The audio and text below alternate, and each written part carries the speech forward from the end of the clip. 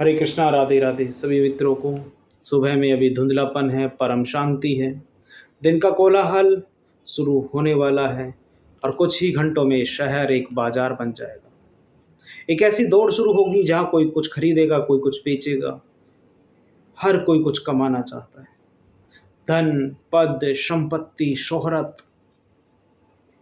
आज हम ऐसे विषय पर बात करेंगे जो इस बाजार की पूरी धारणा पर प्रश्न चिन्ह लगा देता है। बड़ा अद्भुत सूत्र है। एक स्वस्थ शरीर, एक शांत मन और प्रेम से भरा हुआ परिवार, ये चीजें खरीदी नहीं जा सकती, बाजार में नहीं मिलती। इन्हें अर्जित करना पड़ता है, कमाना पड़ता है। और परिवार में एक स्त्री कहे कि मैं कर दूंगी, नहीं होगा। एक पुरुष कहे मैं कर दूंगा, नहीं होगा। दोनों को मिल करके घर की शांति, सुकून, स्वास्थ्य कमाना पड़ता है। ये सूत्र आधुनिक मनुष्य की सबसे बड़ी भूल को उजागर करता है। मनुष्य सोचता है कि हर चीज खरीदी जा सकती है। अगर स्वास्थ्य बिगड़ गया तो वह सोचता है कि दुनिया के सबसे महंगे अस्पताल में सबसे अच्छे डॉक्टर को खरीद लेगा, स्वास्थ्य वापस आ जाएगा। अरे ऐसे ऐसे रईस हैं जो दुनिया का कौन सा डॉक्टर छोड़ो, कौन सा हॉस्पिटल है जिसे नहीं खरीद सकते। अगर उनके बच्चों को मोटापा हो गया तो भाई कोई डॉक्टर ऐसा नहीं मिलता कि वो सही कर दे। अगर मन बेचैन है तो सोचता है कि किसी पर्यटन स्थल की टिकट खरीद लेगा, हिमालय चला जाएगा, शांति मिल जाएगी। घर में कलेश है, प्रेम नहीं है तो सोचता है बड़ा सा घर लेंगे, महंगी कारें लेंगे, बेशकीमती तोहफे खरीद कर लेंगे, दे देंगे, प्रेम बरसने लगेगा। अगर ऐसा होता तो पिछले ही कुछ समय में बड़े पैसा कमाने वाले लोगों की वाइफ एक महज ट्रेनर के साथ चली गई, कोई ड्राइवर के साथ चली गई। मैं तुमसे कहता हूँ ये सब ना समझिए। तुम बिस्तर खरीद सकते हो, नींद नहीं खरीद सकते।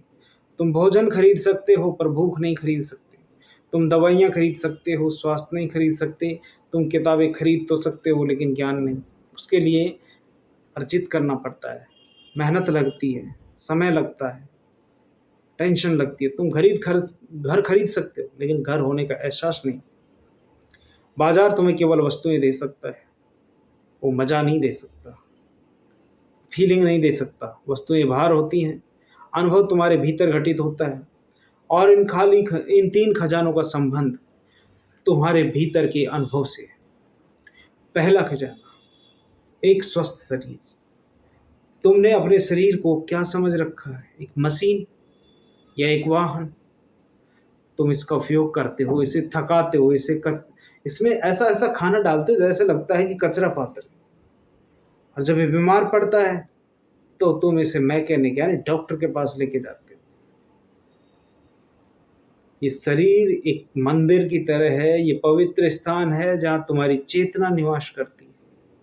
और मंदिर खरीदे नहीं जाते, उनकी पवित्रता को बनाए रखना होता है, उन्हें अर्जित करना होता है, उस पवित्रता को अर्जित करना होता है। तुम जिम की मेंबरशिप तो खरीद सकते हो, महंगे जूते भी ले सकते हो और उपकरण भी खरीद सकते हो, एक निजी प्रशिक्षक भी शायद रख सकते हो। लेकिन पसीना जो तुम्हें आना चाहिए उसको बहाने के लिए हिम्मत कहाँ से लाओगे? वो तो तुमको खुद को बहाना पड़ेगा। अनुशासन, वह तुम्हें साधना होगा। शरीर के संकेतों को सुनने की कला, वह तुम्हें ही विकसित करनी होगी।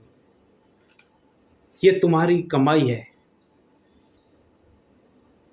जब तुम सही भोजन करते हो, शरीर को विश्राम देते हो और आनंदपूर्ण ढंग से श्रम या व्यायाम करते हो तो तुम स्वास्थ्य अर्जित कर रहे होते हो।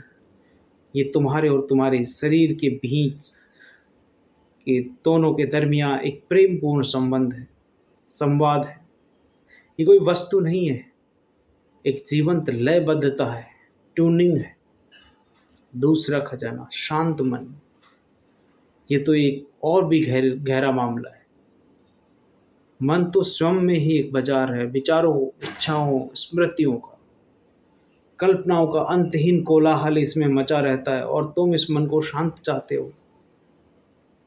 तुम गुरुओं के पास जाते हो, तुम मंत्र खरीदते हो, शांति के कैप्सूल खोजने की कोशिश करते हो, लेकिन मिलेगा कहाँ। लेकिन जितना तुम मन को शांत करने की कोशिश करते हो, मन उतना ही अशांत हो जाता है। मन से लड़कर कभी शांत नहीं किया जा सकता। तो फिर शांति अर्जित कैसे होगी, कहाँ से आएगी? उसे अर्जित करने का ढंग बड़ा अनूठा है। उसे कमाने का तरीका है कुछ ना करना, बस एक साक्षी हो जाना। बैठ जाओ और अपने मन के इस ट्रैफिक को बस देखो। जैसे तुम सड़क के किनारे खड़े होकर के गाड़ियों को आते जाते देखते हो, वैसे ही अपने विचारों को आते जाते देखो। ना किसी विचार को पकड़ो, ना किसी विचार को धकेलो कि तू अच्छा है अंदर आ जा, तू बुरा है बाहर चलना। देखो, ना अच्छे का स्वागत करो, ना बुरे का तिरस्कार करो। बस एक तटस्थ दृष्टा भाव के साथ बने रहो, साक्ष्य भाव के साथ बने रहो। यही साधना है, यही कमाई है। इस देखने की प्रक्रिया में, इस साक्ष्य भाव की प्रक्रिया में, इस दृष्टा भाव की प्रक्रिया में धीरे धीरे धीरे धीरे विचारों के बीच अंतराल बढ़ने लगेगा, बादल छटने लगेंगे और तुम्हारे भीतर का शांत आकाश प्रकट होने लगेगा। शांति कहीं बाहर से नहीं आती, वह तुम्हारा स्वभाव है। वह तो हमेशा से ही वहीं थी, बस विचारों के शोर में ढकी हुई थी। इस साक्ष्य भाव ने, इस दृष्टा भाव को अर्जित करना है और शांति उसका फल है जो तुम्हें मुफ्त में मिलता है। तीसरा सबसे दुर्लभ खजाना, प्रेम से भरा हुआ घर।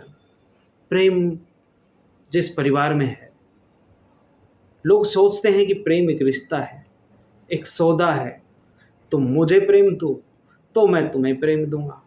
ये प्रेम है ही नहीं, ये व्यापार है। तुम एक सुंदर साथी से विवाह कर सकते हो, तुम एक बड़ा आलीशान घर बना सकते हो, लेकिन तुम प्रेम खरीद नहीं सकते।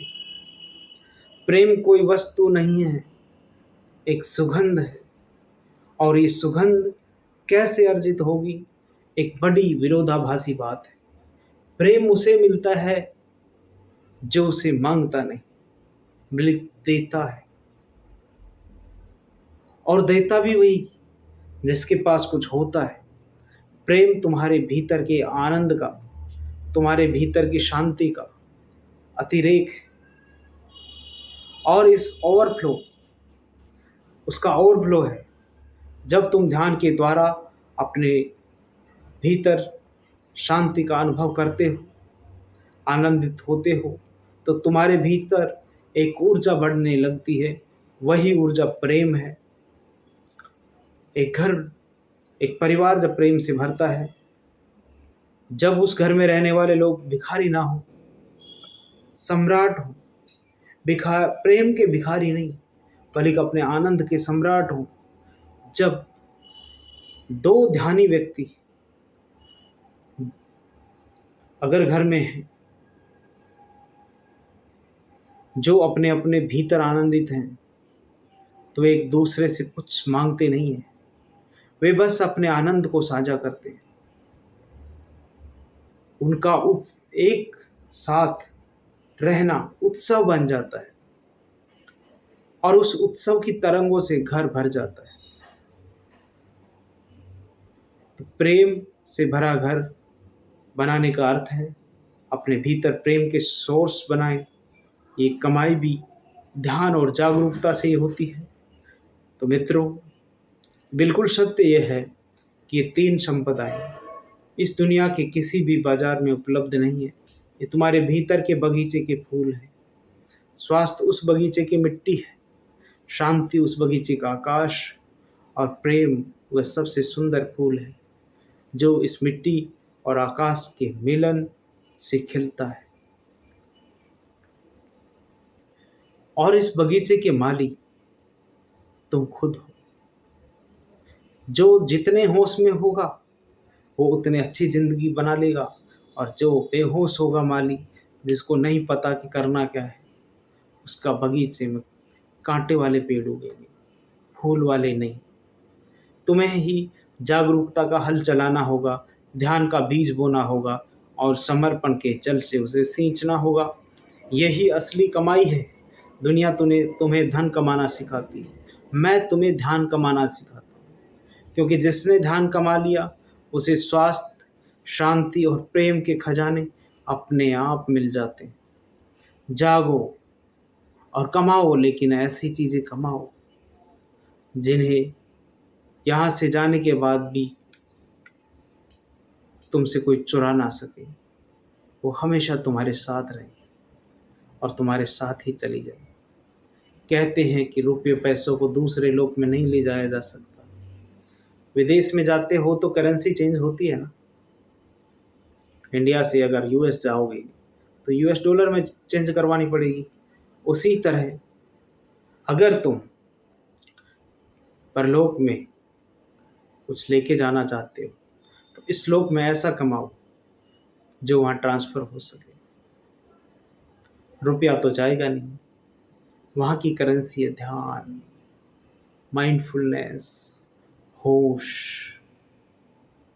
हरे कृष्णा, राधे राधे। भवतु सब मंगलम, सबका मंगल हो, कल्याण हो, स्वस्थ मुक्ति हो।